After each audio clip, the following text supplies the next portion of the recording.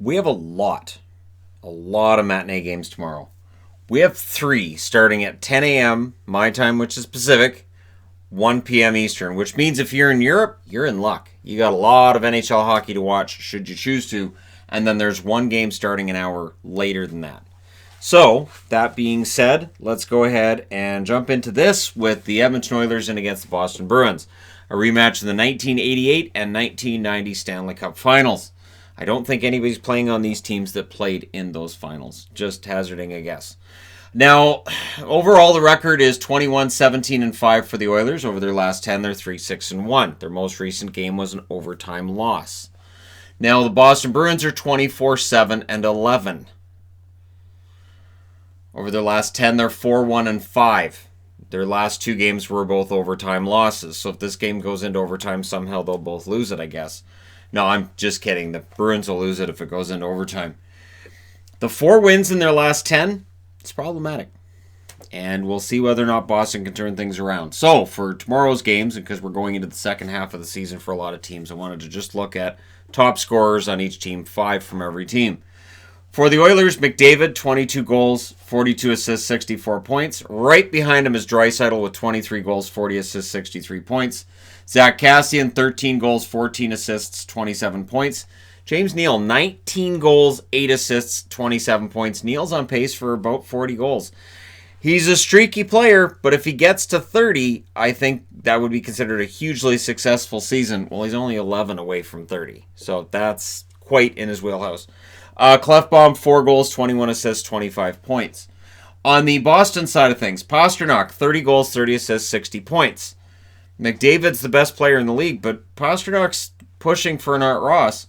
Marchand's not far out of it either. Boy, can you imagine if he won an Art Ross trophy? Oh boy. 20 goals, 39 assists, 59 points. There'd be fans saying, don't award it. Don't give it to him. Don't do it.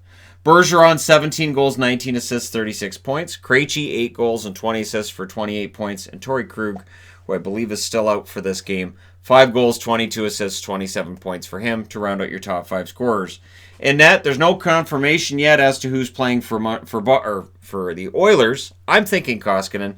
He's 14-8-2 with a .912 save percentage. Smith's 7-9-3 with an .892 save percentage. So yeah, Koskinen. Halak will start for Boston. That makes Rask the backup. He's 15-4-6 with a .923 save percentage. Halak's 9-3-5 with a .930 save percentage. Right now, the Oilers, they are number 2 wild card. They are 1 point behind Vancouver for that 3rd spot in their division. The Atlantic Division leaders are the Bruins. They're 8 points clear of Toronto, which looks like a lot, but it's not anywhere near what it was, say, 2 weeks ago. So Toronto is in a position where if Boston loses in regulation and they win, they get to 6 points, and then we can start having that conversation again. Every year we have this conversation where Boston and Toronto get close in the standings.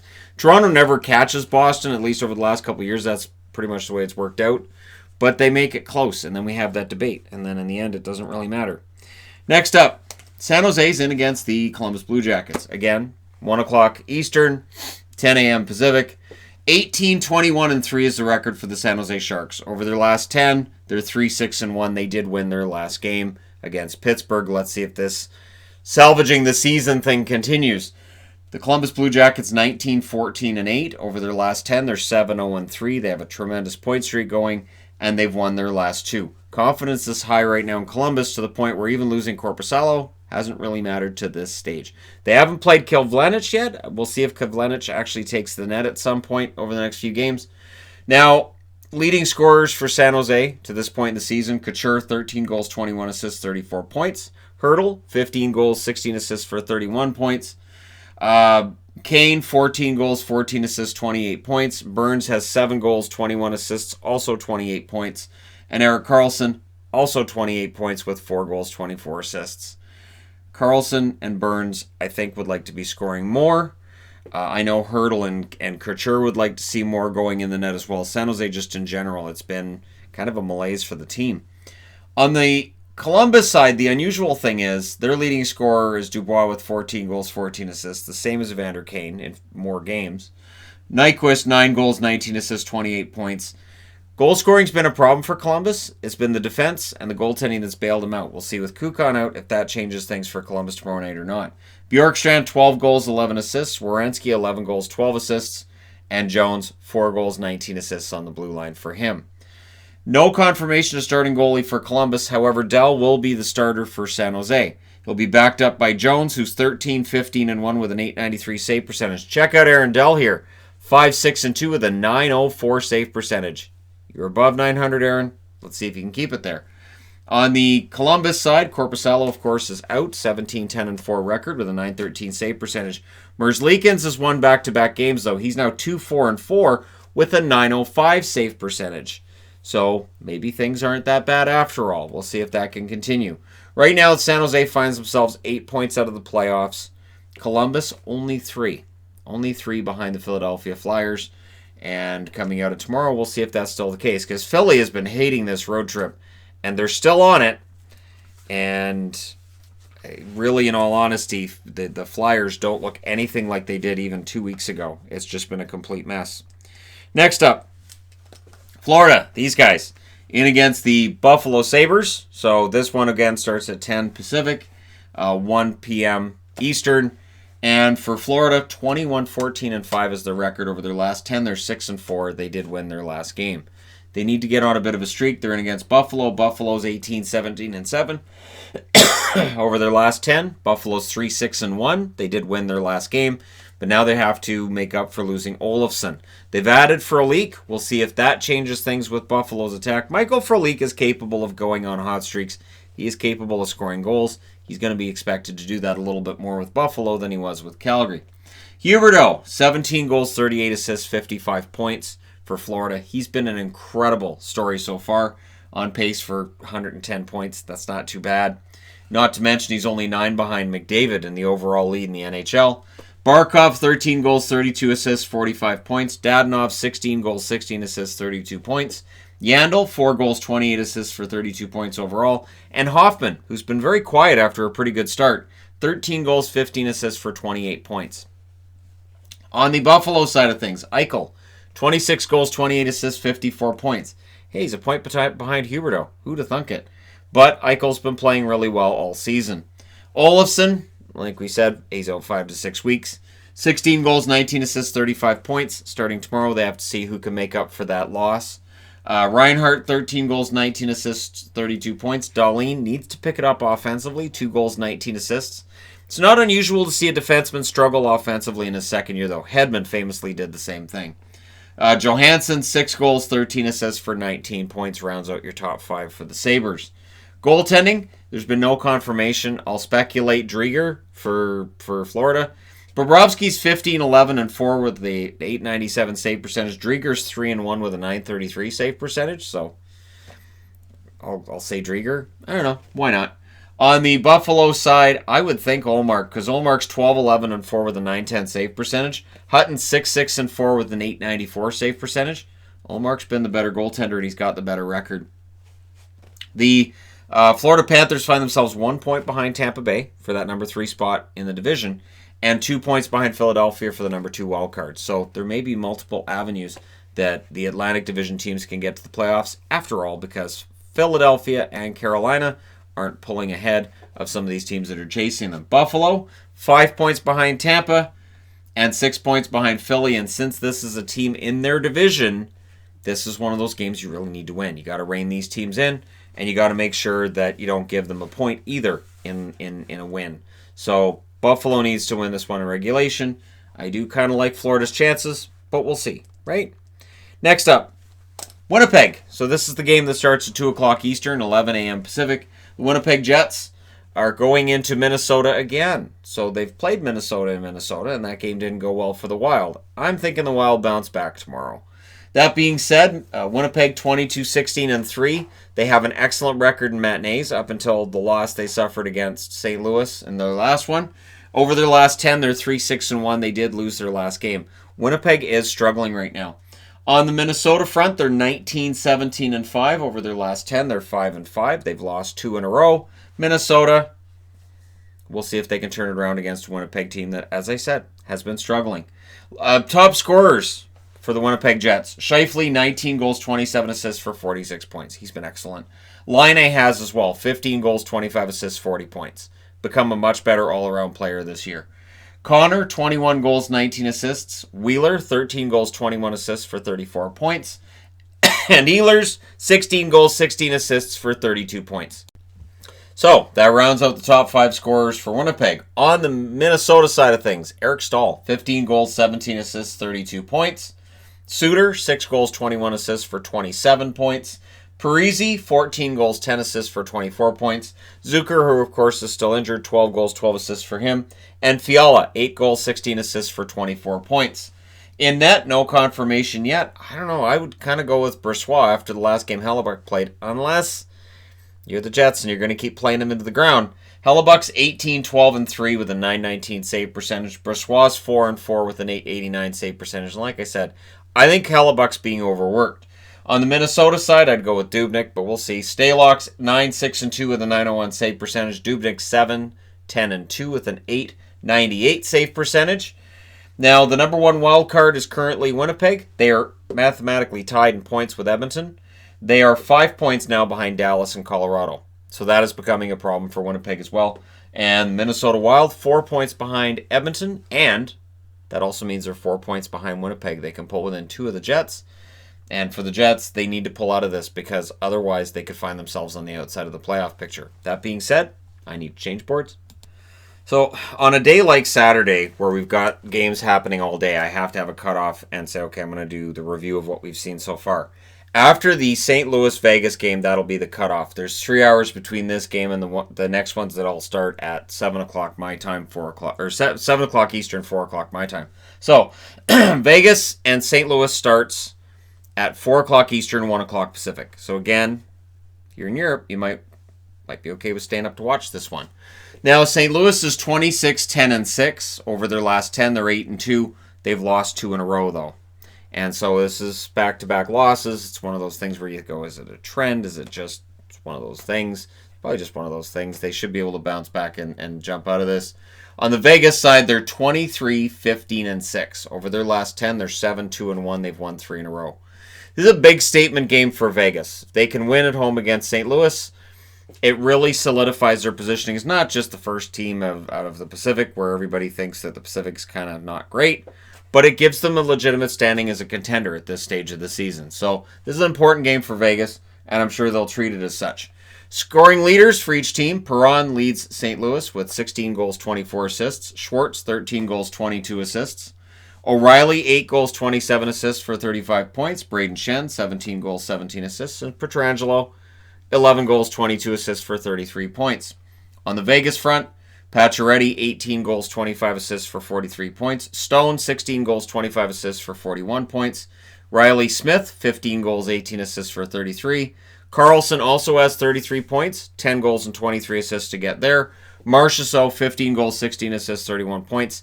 He's still a maybe for tomorrow. They haven't said for sure whether or not he's going to play, so we'll see what happens there. Goaltenders, no confirmation there either. I would think you go back with Binnington. Binnington bounces back very well from bad starts. He's 19-7-4 with a .916 save percentage. Allen is 7-3-2 with a .931 save percentage. On the Vegas front, Fleury, who just backed out of the All-Star game, and Markstrom gets named in his position. Fleury's 17-8-3 with a .912 save percentage. Subban, 6-6-3 with a .904 save percentage. I'm thinking Fleury starts tomorrow. In an important game like this, it should be Fleury and Binnington. That's kind of a fun matchup right there. So that'll end the afternoon games, like I said, and I'll do the review for the afternoon games and then the evening games after, because again, otherwise I end up doing this massively long review video, and then if I need to do the Sunday preview as well on Saturday, it just ends up being way, way, way too late. So we'll see what happens in that one, and then we'll get into the evening games. Starting with the New York Islanders and against Toronto. This one starts at 4 o'clock Pacific, 7 o'clock Eastern. I like Toronto's chances in this one. I do. The Islanders, very up and down play, and now they're going to be playing without Pelech on the blue line. So that could very well help the Toronto Maple Leafs out tremendously. The New York Islanders, 25-11-3 overall. Overall, still an excellent record. Last 10, they're 5-4-1. They did lose their last game. But look at it this way. They're 14 games above 500. They play 500 hockey from here. They get 96 points. They go 2-3 games above 500. They get 99 points. They end up in the playoffs. So for the Islanders, really, they can afford to have some downbeats right now and still end up in a really good position going into the playoffs. On the Toronto side, 23-14-5, and they've really picked it up. Over their last 10, they're 8-1-1. They've won their last 2. And don't look now, but William Nylander looks like a bargain. He looks like a bargain. I've gone from thinking about making a video about how his contract's not that bad to making a video and talking about how his contract might actually be a bargain. To the point where even Brian Burke's going, yeah, he's playing really well. Next. So that's something. Scoring leaders for the Islanders. Barzal, 16 goals, 18 assists for 34 points. Nelson, 15 goals and 16 assists. Lee, 11 goals, 12 assists. Beauvillier, 10 goals, 13 assists. And Bailey with 8 goals, 15 assists. The Islanders could use a few more goals, especially with Pelech being out. On the Toronto side, Matthews, 27 goals, 22 assists, 49 points. So don't look now, but Matthews is on pace for about 52, 53 goals. Nylander, 19 goals, 19 assists, 38 points. He's on pace for about 75 points. It's not bad. Marner, 11 goals, 27 assists for 38 points. Tavares, 16 goals, 20 assists, 36 points. And Riley, 3 goals, 22 assists, 25 points. Rounds out your top 5 scorers for the Toronto Maple Leafs. In net, again, no confirmation, and mostly no confirmations on these boards from here going forward.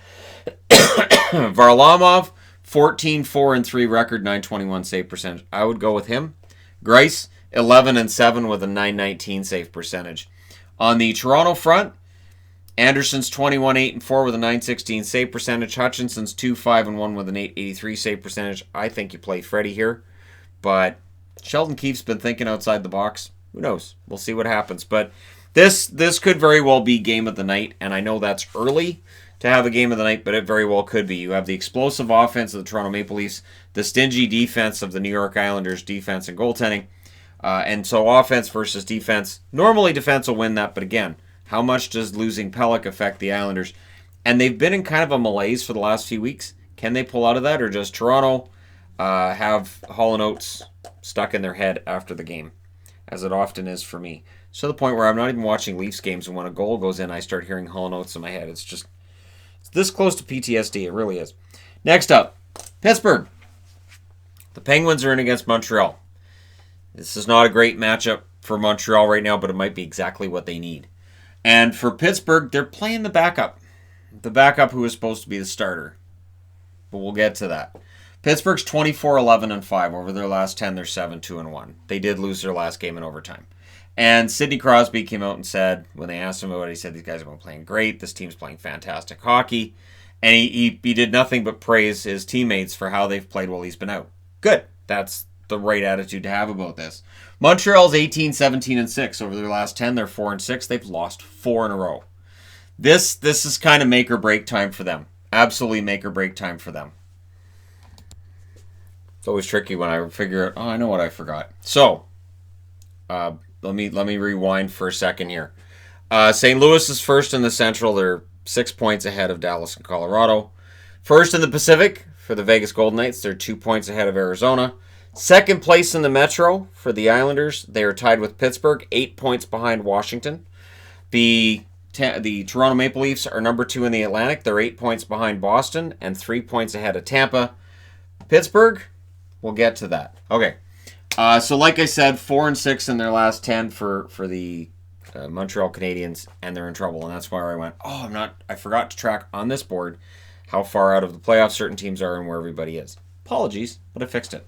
Now, leading scorers for Pittsburgh, it gets kind of awkward because Gensel's the leading scorer, but he's out. 20 goals, 23 assists for Gensel. Malkin, 11 goals, 27 assists, 38 points. And with Crosby not back tomorrow, he's back soon, but not back tomorrow. It falls on Malkin more than ever. Rust, 16 goals, 17 assists. Letang, 10 goals, 16 assists. And McCann, 10 goals, 13 assists. May very well get a chance for more scoring opportunities. Keep an eye on Alex Galchenyuk. He's been actually pretty decent lately. On the Montreal side, Tatar, and that's the team that Galchenyuk used to play for as well as Montreal. Tatar, 16 goals, 19 assists, 35 points. Gallagher, 15 goals, 17 assists, 32 points. Of course, he's out. That's part of the reason they go out and get Kovalchuk. Domi, 12 goals, 19 assists for him. He's been hot lately. Weber, 12 goals, 19 assists, and Philippe Danault with 10 goals, 20 assists. In net, confirmation that Murray will start. Now, here's the interesting thing. Jarry is not taking the trip to Montreal. Jarry will start on Sunday. They've called up Casey DeSmith to back up Murray, and then I'm guessing DeSmith gets to go back down in between Saturday and Sunday, but Murray's going to start. He's 11-6-4 with an 894 save percentage. Jarry's 13-5-1 with a 936 save percentage. He won't be there. Dismiss the backup. On the Montreal side, Price is 16-14-3 with a 901 save percentage. That save percentage is not good enough. Lindgren 0-1 with a 943 save percentage in his one appearance. So for Pittsburgh, they're third in the division. They're tied with the Islanders, 8 points back of Washington, 3 points ahead of Carolina. So they have an opportunity, if the Islanders lose and they win, to pull up into second in the division and put a little more pressure on the Washington Capitals. On the Montreal front, they're 6 points behind Tampa, 7 points behind Philly. They lose here and don't get any help anywhere else. We start talking about better luck next year when it comes to the Montreal Canadiens. So yeah, it's going to be interesting to see what happens from here. Next up, Tampa. The Tampa Bay Lightning, who are definitely on an upswing, go in against the Ottawa Senators. I could have put an Akbar magnet up here. I could have. They're on a winning streak. Ottawa's not. But I don't see that them being a division rival, and with Tampa understanding they haven't caught anybody yet, there's still teams behind them they have to worry about. I can't see them getting lazy in this game tomorrow. They're 22-13-4 overall, Tampa Bay. They're 7-2-1 in their last 10. They've won 5 in a row. So anybody expecting John Cooper to be on the hot seat? No. And now the team's definitely on the hot seat themselves in that they're better. And now keep going. Okay, keep going. We'll see if they can. The Ottawa Senators are 16-20-5 over their last 10. They're 3-4-4, or 3-3-4, I should say, and they've lost 2 in a row. So Ottawa's still losing more than they win. They're putting in the effort. They're one of the hardest working teams in the league. Scoring leaders, Kucherov leads Tampa Bay with 14 goals, 38 assists for 14 goals, 28 assists for 42 points. Stamkos, 15 goals, 22 assists, 37 points. I don't think they've lost since I did the video where I talked about what was wrong with them, so you're welcome, Tampa. Hedman, 9 goals, 28 assists. Killorn, 15 goals, 19 assists. And Point, 15 goals, 18 assists.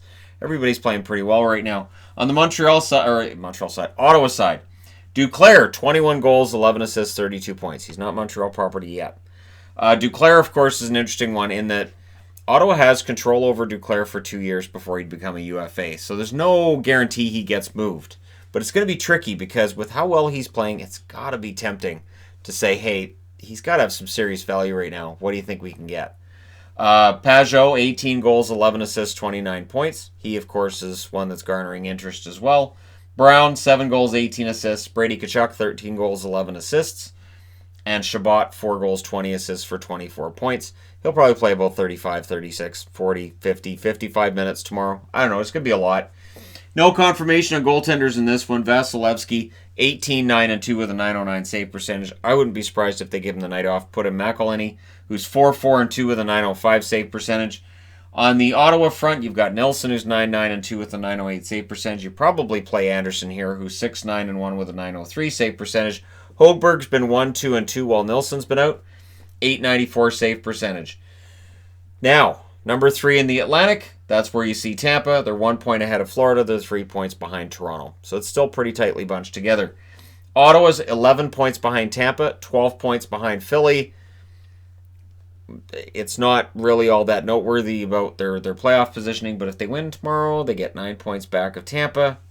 Still not likely, but as long as you can get it to within single digits, there's some hope somewhere in the fan base and probably in that locker room as well. But we'll see. I don't anticipate an upset in that one tomorrow, which means there definitely will be one. But we'll see. That being said, I need to change boards and make sure I've got all the playoff stuff underneath, or else I'm going to be fixing it again. All right, remember the playoff info this time? Yes. All right. Colorado in against New Jersey. Beware the dreaded trap game, Colorado. New Jersey's playing pretty darn... In fact, one sec. Yeah, there does need to be an Akbar magnet there. Now, it's interesting because Colorado hasn't been playing great lately. Let's be honest. That being said, at 24-13-4, they're still in a pretty good spot. Over their last 10, they're 4-5-1. They did win their last game, a big emotional win over St. Louis. Now, New Jersey looks down and out, because they are. They're 15, 19, and 6 overall, not 16. No, they're 15, 19, and 6 overall. Over their last 10, they're 6-3-1. They've won 3 in a row, though. So they're trying to make it 4 in a row. They honestly need, let's just be honest here, they need a winning streak of about 9 or 10. After a winning streak of 9 or 10, we can then start talking about New Jersey being back in this. And suddenly Ray Shero would look like a genius for trading out Taylor Hall and the team suddenly turning it around. Now, scoring leaders. McKinnon, of course, is a scoring leader in this game. 25 goals, 37 assists. He is breathing down the neck of Connor McDavid in terms of the scoring race right now. Makar, 9 goals, 22 assists. He started heating up again. Donskoy, 14 goals, 15 assists. He got a goal in the last game. Very important. He's really cooled off. We'll see if that can get him on another run. Rantanen, 12 goals, 16 assists. And Kadri, 15 goals and 12 assists. On the New Jersey side, Palmieri, 15 goals, 13 assists, leading scorer. Hischier, 9 goals, 15 assists. He's been picking it up offensively, as has Gusev. Now at 7 goals, 17 assists for 24 points. Vatanen, 5 goals, 16 assists. And Coleman, 12 goals and 8 assists for the New Jersey Devils. Goaltending, no confirmation here. It's probably going to be Blackwood. I'd be very surprised if it wasn't. I would go with Francouz in this as well, to be honest. 11-3-1 with a .927 save percentage. Grubauer, 11-9-3 with a .910 save percentage. Blackwood's 14-10-5 for the New Jersey Devils, .909 save percentage. Sen, 0-1 with a .902 save percentage. It's no coincidence the Blackwoods playing better and they're winning games. Goaltending was costing them last season quite often, and early this season there were games that they were losing because of goaltending, and now they're getting that goaltending pretty consistently, and suddenly they're starting to win. Now, in terms of playoff picture, New Jersey's 13 points behind Philly. It is what it is. 13 points. Trying to dig their way back into this. Whereas Colorado's second in the Central, they're tied with Dallas, and they're 6 points behind the St. Louis Blues. So for Colorado, if they're going to get close to the Blues and put pressure on them, they need to get on a bit of a streak themselves, and they cannot fall into the dreaded trap that is the Akbar magnet against the New Jersey Devils.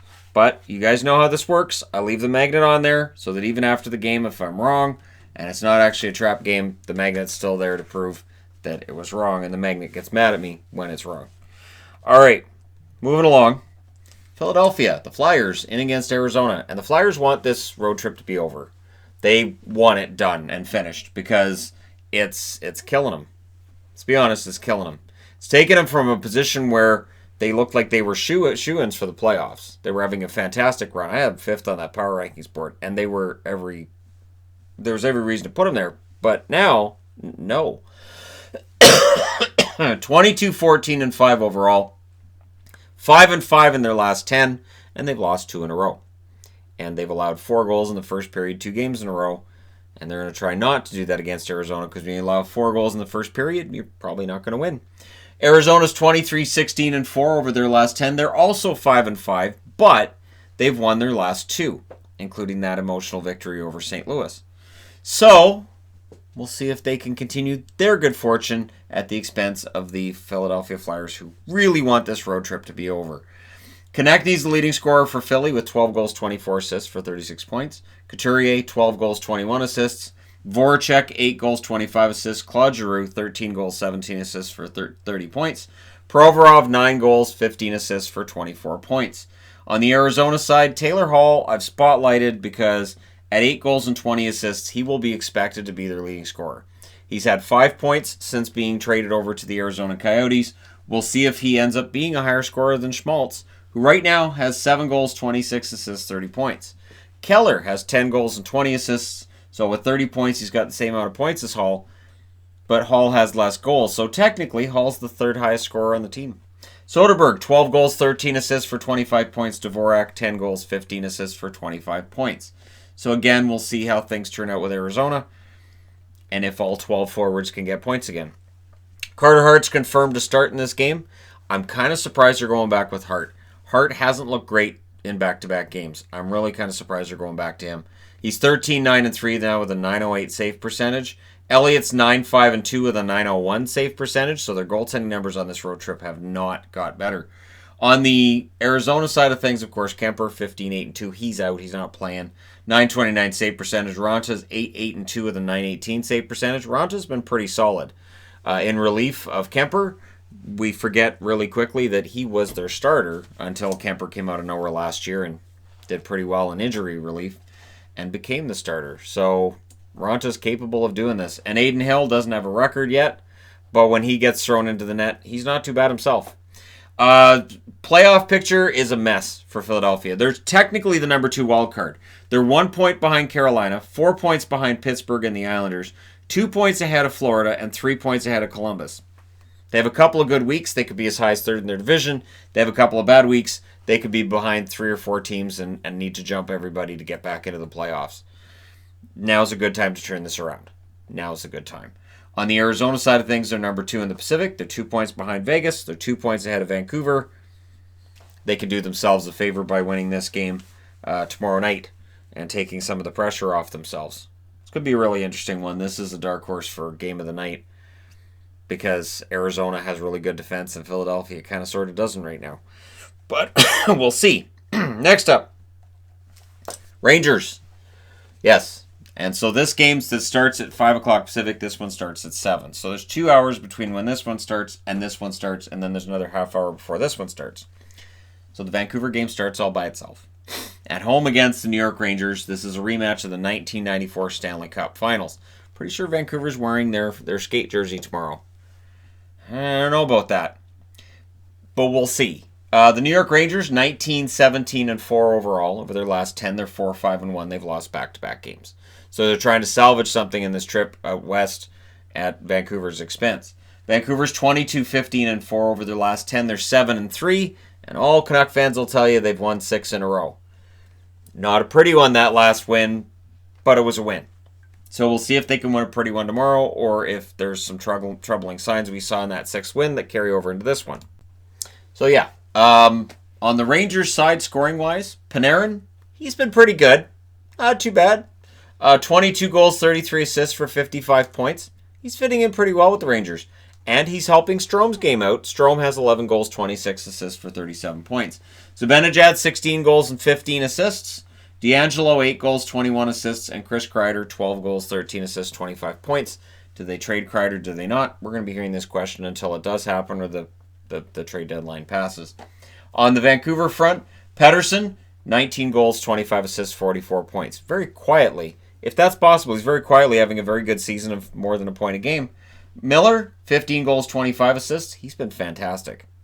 Not a word of a lie. JT Miller's been great. Besser, 13 goals, 26 assists, 39 points. Bo Horvat, 12 goals, 21 assists, 33 points. And Tanner Pearson, 12 goals, 18 assists for 30 points. And, of course, the better this team plays, the better JT Miller plays, the better they're going to feel about the draft pick they gave to Tampa Bay. So that's really the whole thing here, right? Now, goaltending, I would imagine Lundqvist. I don't know. Georgiev's 10-8-1 with a 908 save percentage. You could go with him. Lundqvist is 9-9-3 with a 910 save percentage.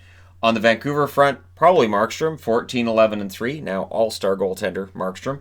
917 save percentage, and Demko is 8-4-1 with a 907 save percentage. He's been pretty darn good as well.